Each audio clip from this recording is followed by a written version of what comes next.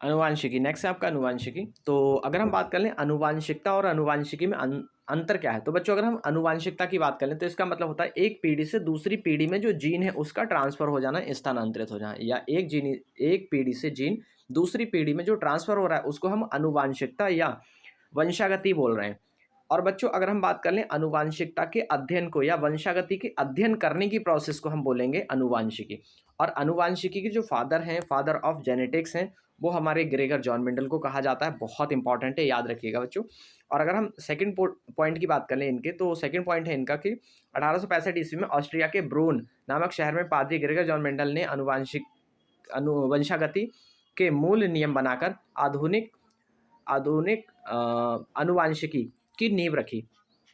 तो बच्चों इन्होंने क्या किया, ये ब्रून के थे, याद रखिएगा, और एक पादरी थे, बहुत इंपॉर्टेंट है। और नेक्स्ट पॉइंट था आपका कि ग्रेगर जॉन मेंडल को आनुवांशिकता का या आनुवांशिकी का पिता कहा जाता है। नेक्स्ट पॉइंट आपका ये है कि मेंडल ने अपने संक्रमण प्रयोगों के लिए उद्यम मटर या जो मटर का पौधा था उसको चुना, और मटर का जो आपका बॉटनिकल नेम होता है वो होता है पाइसम सटाइवम, याद रखिएगा, बहुत इंपॉर्टेंट है। आपके जो एमसीक्यूज होते हैं 1 मार्क्स का जो क्वेश्चन आते हैं आपके बहुविकल्पी, उनमें भी ये पूछा जा सकता है।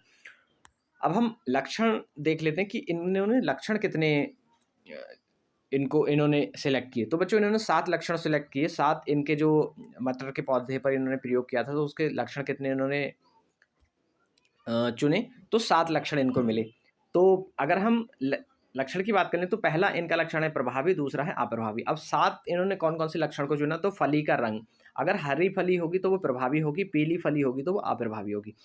और फली की जो आकृति है वो अगर फूली हुई है तो वो प्रभावी होगी, सिकुड़ी हुई है तो आपकी अप्रभावी होगी। इसी प्रकार अगर बीज का हम बात कर लें, बीज का रंग की, तो अगर पीला है तो प्रभावी है और हरा है तो आपका अप्रभावी है। इसी प्रकार से अगर हम बीज की आकृति की बात कर लें तो गोल है तो आपका प्रभावी है और झुर्रीदार आपका अप्रभावी है। पुष्प की आकृति की बात कर लें तो धूसर या बैंगनी है तो आपका प्रभावी है, और श्वेत सफ़ेद है तो आपका अप्रभावी है। इसी प्रकार से अगर हम बात कर लें पुष्प की अक्ष जो स्थिति है तो अक्षीय स्थिति है तो आपका प्रभावी होगा, और अग्रस्थ या अनक्षीय होगी तो आपका अप्रभावी होगा लक्षण।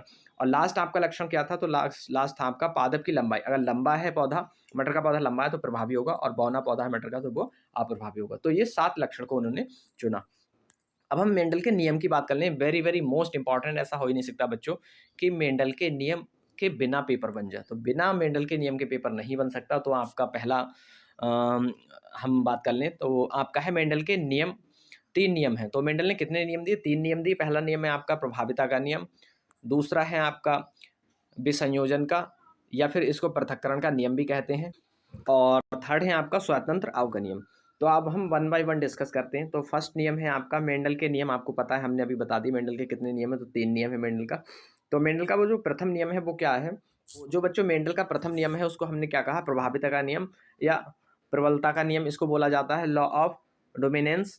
इस नियम के अनुसार एक जोड़ी विपर्यायी गुणों वाले शुद्ध पौधों में संकरण कराने से प्रथम पीढ़ी में प्रभावी गुण प्रकट होते हैं, जबकि अप्रभावी गुण छिप जाते हैं। और ये जो अप्रभावी गुण है ये दूसरी पीढ़ी में बच्चों प्रकट होते हैं, याद रखना। कौन सी पीढ़ी में प्रकट होते हैं, दूसरी पीढ़ी में। और सेकंड इनका जो नियम है उसको हम पढ़ लेते हैं।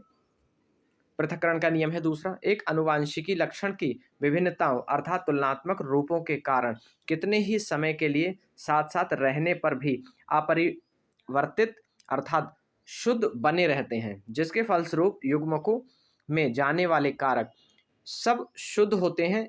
इसे युग्मकों की शुद्धता का नियम भी कहते हैं। इसे मेंडल का सार्वत्रिक नियम भी कहते हैं। बच्चों इंपॉर्टेंट हैं आपके तीनों नियम। नेक्स्ट की बात कर ले रहे हैं हम, स्वतंत्र अवबाहु का नियम। तो स्वतंत्र अवबाहु का नियम क्या है, जब दो भिन्न भिन्न लक्षणों वाले पौधों के बीच संकरण कराया जाता है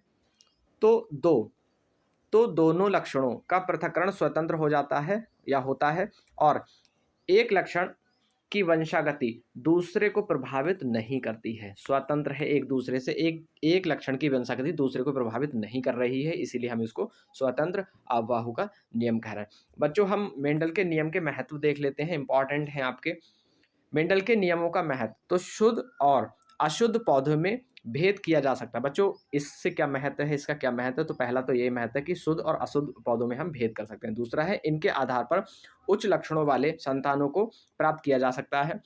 थर्ड है आपका आनुवांशिक रोगों की खोज एवं उनके निदान में प्रयोग किया